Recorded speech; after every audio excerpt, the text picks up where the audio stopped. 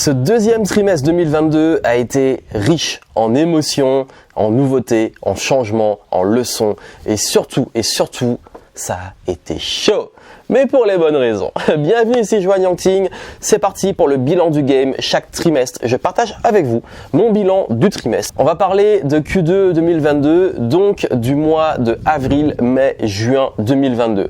Ça a été vraiment 3 gros mois. Je vous l'avoue, là je suis épuisé. Je suis toujours dans mon cadre, en pleine nature, en train de me ressourcer.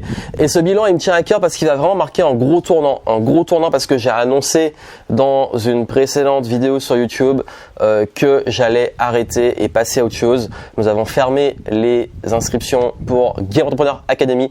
Merci à ceux qui ont rejoint la dernière promo. Voilà, c'était la toute dernière. C'est fini.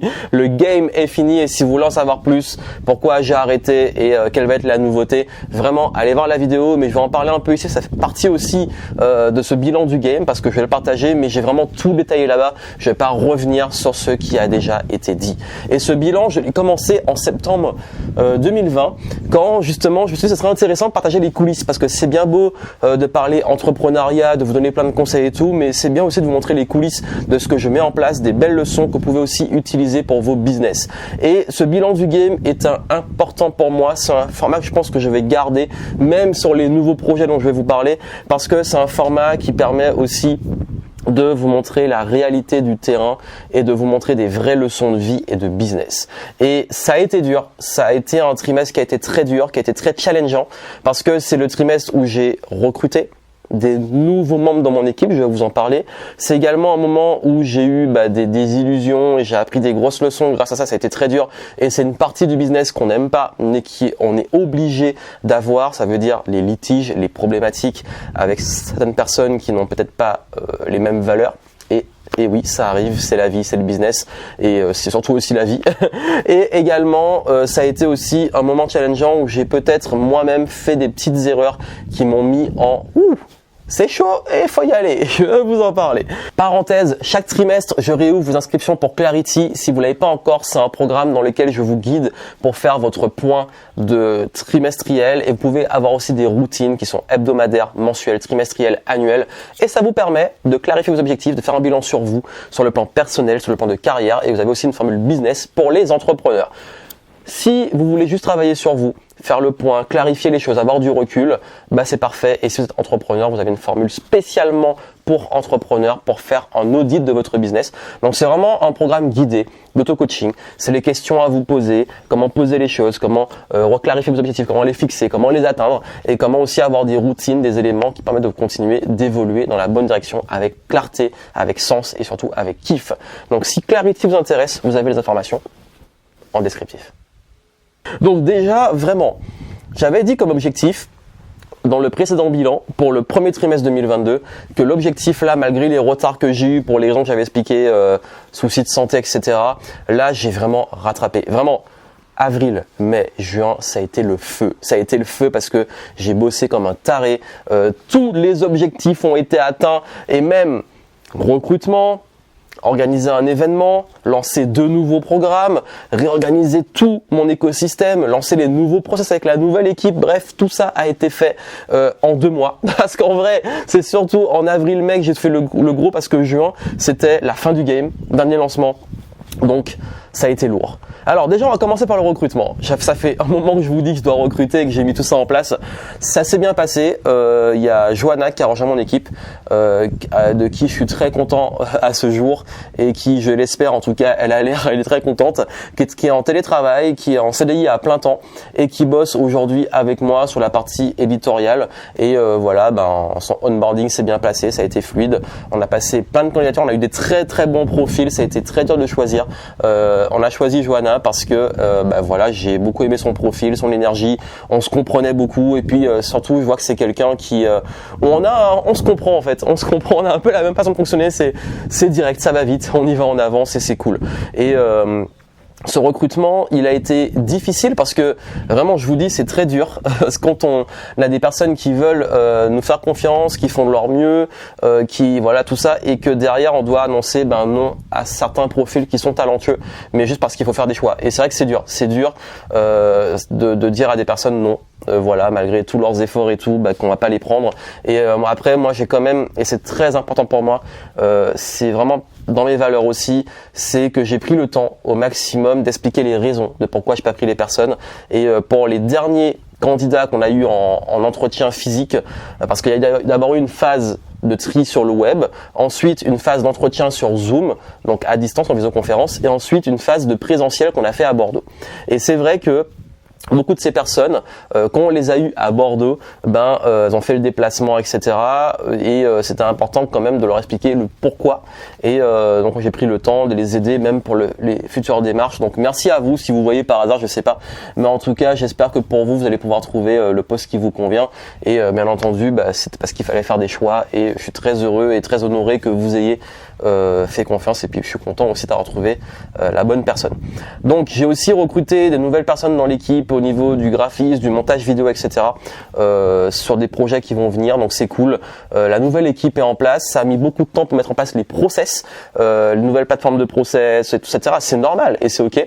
Mais c'est vrai que, et c'est une leçon qui est importante, c'est que souvent quand on se dit qu'on recrute, mais oui, mais ça va être plus long, j'en ai passé beaucoup de temps à expliquer, il va falloir mettre ça en place et ça en place, ça en place, mais c'est un mauvais raisonnement. Quand vous recrutez, c'est avant tout, ok, ça prend beaucoup plus de temps sur le début, mais après ça vous libère de la charge mentale, du temps, etc.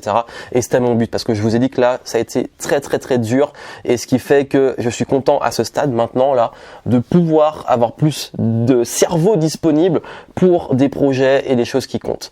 Donc ça a été vraiment, le mois d'avril a été très focus sur le recrutement. En avril, j'ai lancé un nouveau programme sur les sales, sur la vente, qui a bien marché, et merci aux clients qui ont fait confiance.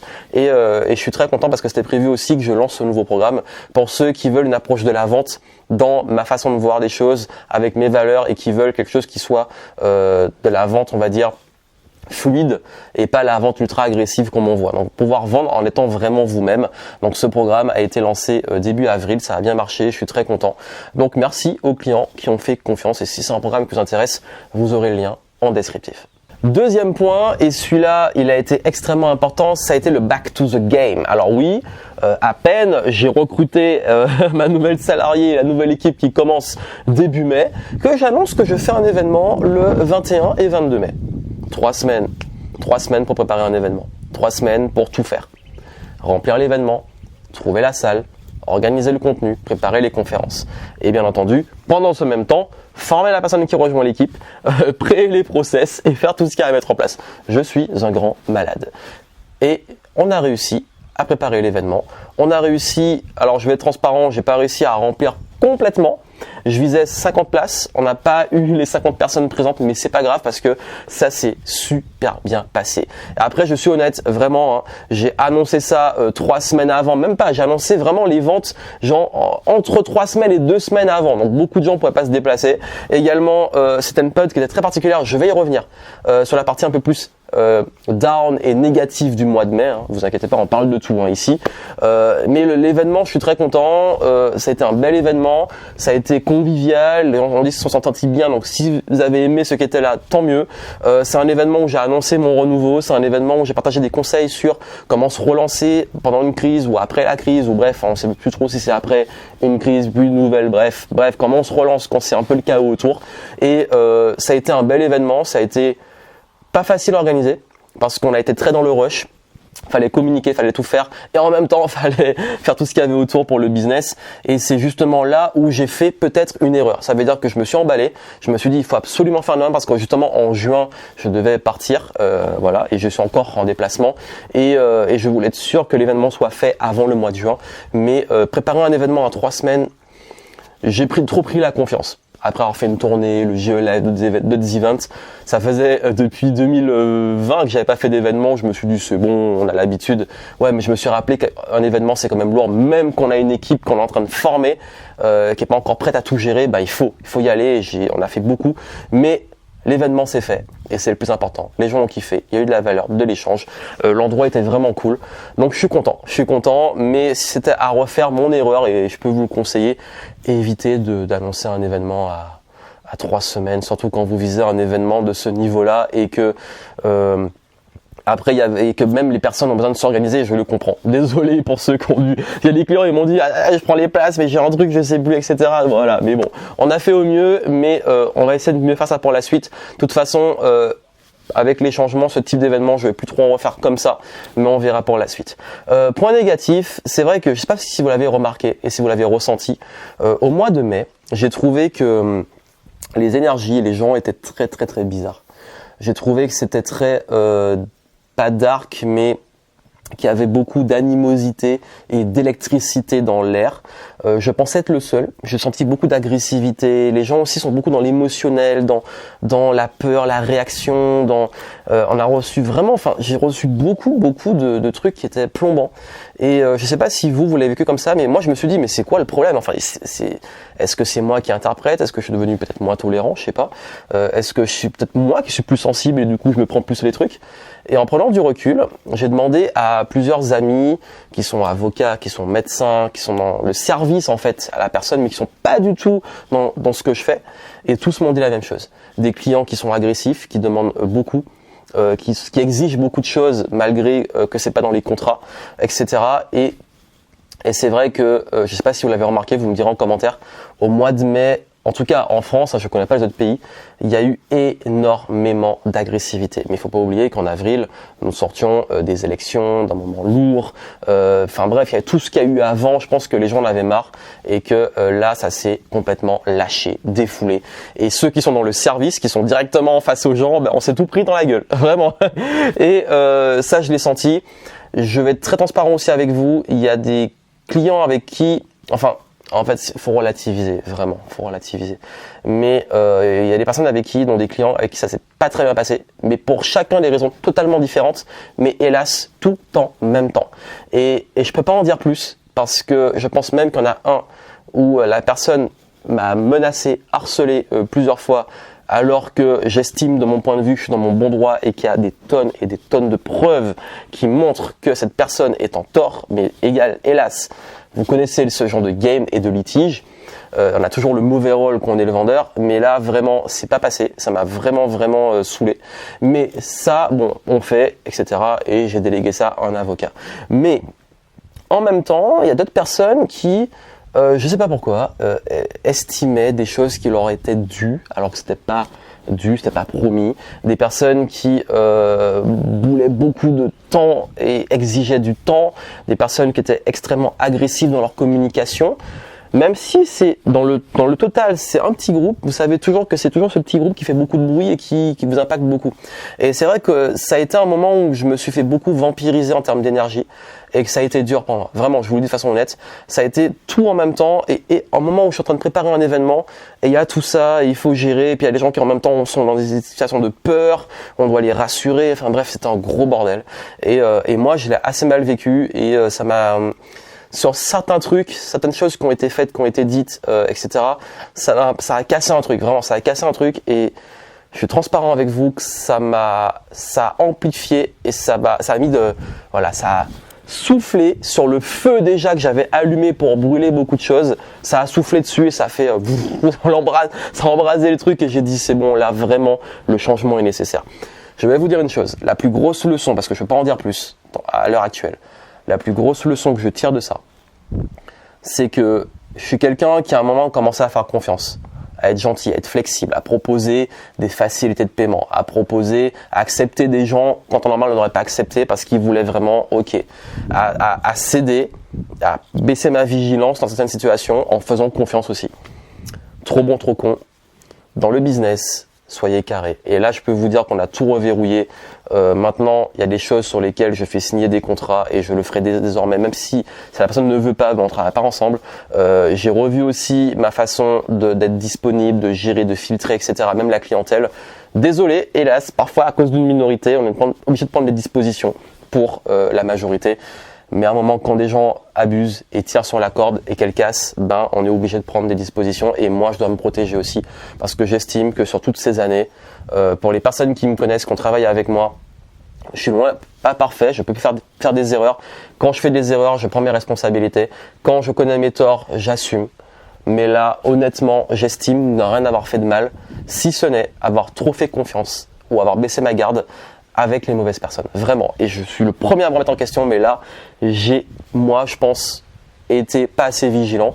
Ce qui fait que dans cette nouveauté, cette transformation, désolé, désolé, il y aura des filtres et ça va être beaucoup plus sévère, mais je suis obligé, il faut se protéger et c'est pour le bien de tous au final, parce que je pense que tout le monde au final serait gagnant dans ce genre de situation. Quand c'est carré, c'est carré. Et j'ai toujours été carré, et puis là on se dit mais oui, on est flexible, mais c'est bon, cette personne, l'exception 1, l'exception 2, l'exception 3, et ça part en vrille. Non, vraiment là, surtout après un sprint que j'ai eu, un moment où déjà on est fatigué, où on a beaucoup de choses à faire, où on a quelqu'un qu'on doit s'occuper, etc. C'est chaud.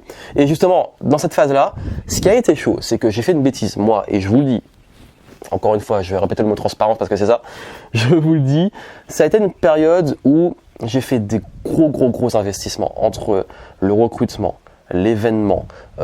J'ai aussi, de mon côté, dû prendre des décisions en off. C'est aussi le moment où les impôts y tombent, où il faut gérer l'administratif, etc. Plein de trucs qui font que j'étais tellement dans ça que ça a explosé, on va dire, mes charges. Mes charges ont explosé. Elles ont fait entre x3 et x4 cette période, alors que le CA, qui était très bon, il a un petit peu évolué, mais pas assez comparé aux investissements. Mais c'est ok parce que c'était une transition. C'était parfois faut beaucoup investir pour derrière scaler et passer à un autre level. Et aujourd'hui, ça va et je suis très content. Mais il y a un mois, quand je vous dis que j'ai fourré la catastrophe, le gros problème c'est que j'ai mal contrôlé cet équilibre et il y a un moment où je me suis fait peur. Et vraiment je vous le dis, je me suis fait peur parce qu'il y a un moment où d'un coup j'ai réalisé tout ce que j'avais investi, parce que parfois on est dedans, on se rend pas compte, et je me suis dit merde, j'ai peut-être oublié tout ce qui est important aussi à côté du business.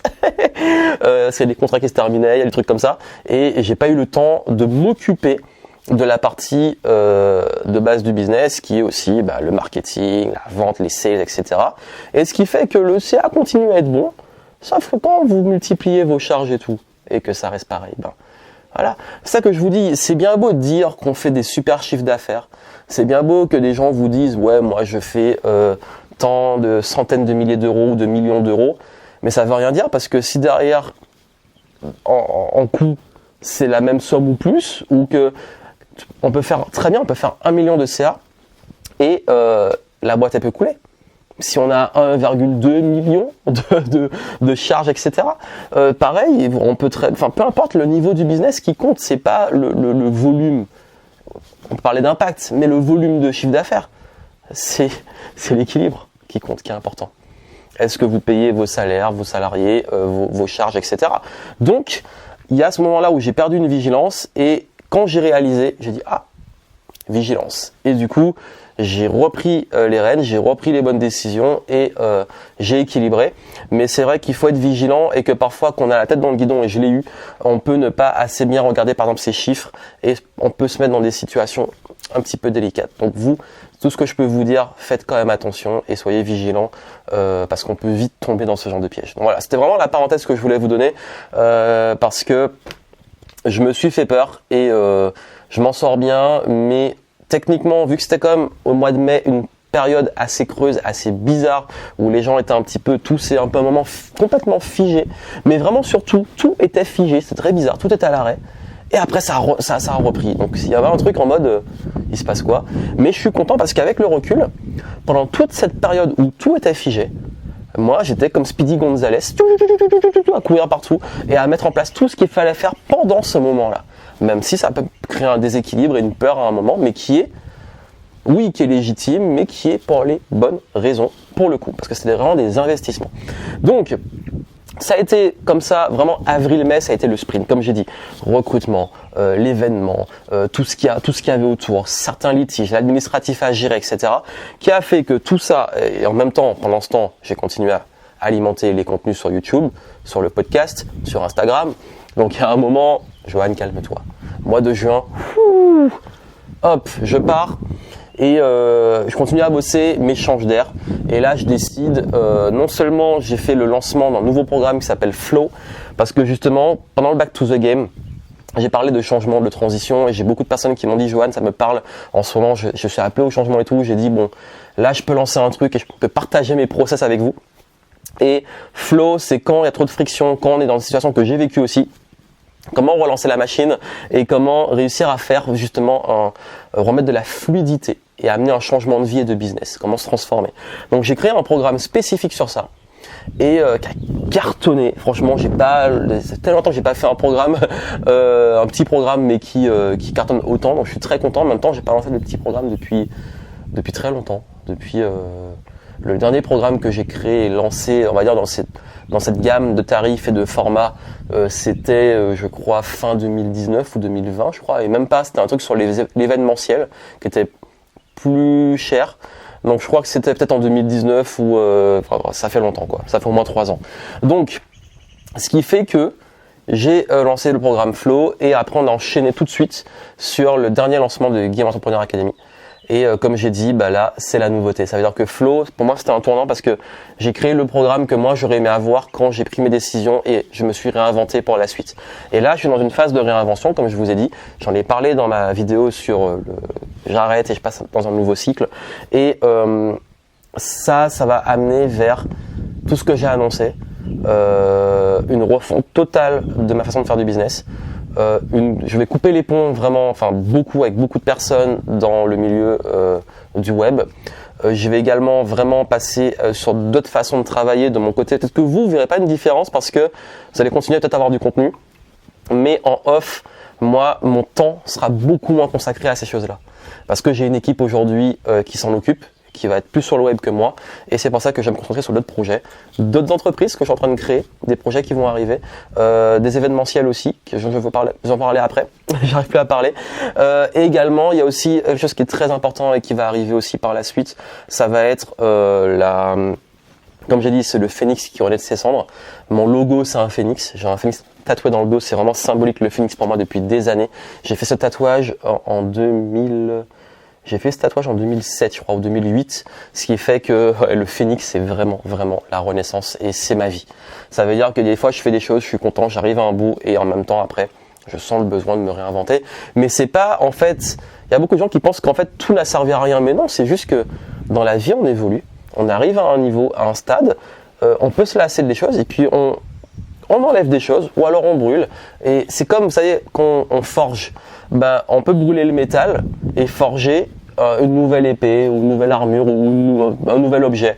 C'est vraiment ça, c'est que je réutilise les matériaux, j'en enlève, mais je vais forger, brûler pour créer quelque chose de nouveau. Et c'est vraiment l'idée que j'ai, c'est vraiment la symbolique, la métaphore pour ça, c'est que là, ça va être de la grosse nouveauté. Et cette nouveauté, ce qui va être cool, c'est que par rapport à ça, il va avoir, comme j'ai dit, des changements et sur ce trimestre-là, ça va être la dernière promo sur laquelle on va être focus et je pense qu'il y aura des petites choses pour ceux qui veulent bosser avec nous. On va être à fond, vous aurez des annonces de temps en temps pour ceux qui veulent bosser avec nous dans des formats un peu différents et pour bénéficier de ces conseils-là et puis après vraiment cette transition elle va se faire en douceur durant l'été pour qu'à la rentrée ça soit la nouveauté. Donc voilà ce qui vous attend et ce qui va arriver et puis surtout moi en fait encore une fois je vous remercie d'être encore là. Pour ceux qui continueront la route, let's go. Pour ceux qui vont quitter le navire, je vous souhaite aussi bonne continuation. S'il y en a à qui ça va plus parler, ce que je vais faire c'est pas grave parce que moi j'ai voulu dans ce que j'ai envie, ce qui me fait kiffer, ce qui me donne de la joie. Et vraiment s'il y a des grosses leçons que j'ai eues, ne négligez pas la santé mentale parce que je pense qu'il y a un moment j'étais trop à fond, trop dedans, trop aussi à fleur de peau et irritable avec tout ce qu'il y avait dedans et ce qui a fait que j'ai été aussi peut-être pas mis assez de barrières et de frontières et j'ai tout pris dans la figure. Également le fait on peut pas tout gérer par soi-même mais ça j'ai appliqué, j'ai fait créer l'équipe. Le fait aussi de se protéger d'un point de vue non seulement personnel mais également d'un point de vue légal au niveau du business parce que tout le monde n'est pas bienveillant et tout le monde n'est pas correct et tout le monde n'a pas une parole qui le tient. La parole ne vaut rien en business, vraiment je vous le dis. J'en ai fait l'expérience. Moi, je suis quelqu'un de parole. Si je dis un truc, je tiens. Sinon, je culpabilise à mort et je vais tout faire pour tenir ma parole. Mais tout le monde n'est pas comme ça. On peut pas attendre de tout le monde d'être comme ça. Donc, des fois, faut que les choses soient sur papier, soient écrites. Et croyez-moi que dans les litiges, les traces écrites, les preuves, ça a énormément de valeur. Donc, c'est très important. Quand tout va bien, ça va bien. Mais le jour où ça va mal, c'est important. Ça, je vous parle vraiment en termes d'expérience. Et aussi de suivre vraiment ce qui vous anime. Parce que il y a un moment, comme j'ai pris cette décision de changer, Oui, il y a un moment où j'arrive au bout d'un cycle, j'ai envie d'apporter de la nouveauté et de changer, je m'autorise à le faire. Malgré ce que va dire le monde, les autres, je m'en fous parce que c'est moi et je veux rester heureux et là où j'ai envie d'être. Et si je suis plein à ma place, je bouge. Et c'est ce que je fais en ce moment. Et ce bilan du game, ce chapitre qui est clôturé, qui va même pas juste être un chapitre, va être un nouveau livre, là, c'est la transition qui arrive, ça va être très fort durant l'été, il y a beaucoup de choses qui vont dégager. Et puis surtout, comme j'ai dit, en 2023, moi je passe dans un nouveau cycle lunaire, année du lièvre. Le tigre là, il a été violent. Et après, on passe sur ma nouvelle année de transition, nouvelle vie, nouveau projet. Et si vous êtes encore là, on continue le game ensemble. Voilà. Donc moi, je vous souhaite plein de succès. Allez voir peut-être les autres contenus si vous voulez en savoir plus sur ma décision d'arrêter. Et puis, je vous retrouve. On verra ce que va donner le prochain bilan du game d'ici le mois de septembre, alors comment va se passer l'été. Et ah oui, parenthèse importante. Chaque trimestre, je propose Clarity pour ceux qui veulent. C'est un programme qui est exclusif que j'ouvre pendant quelques jours à chaque trimestre uniquement. Une fois que vous l'avez, et celui-là, je vais le garder. Et ce programme, en fait, vous permet de faire votre bilan trimestriel, annuel, de retrouver de la clarté sur vous, le business. Et c'est tout l'audit et tous les éléments que je fais chaque trimestre, que je partage avec vous. Et si vous voulez le faire, avoir mes outils personnels et business, vous avez 2 formules, allez voir les infos en descriptif. Plein de succès et continuez de kiffer le game, même si le game change et que c'est une nouvelle partie. Ciao!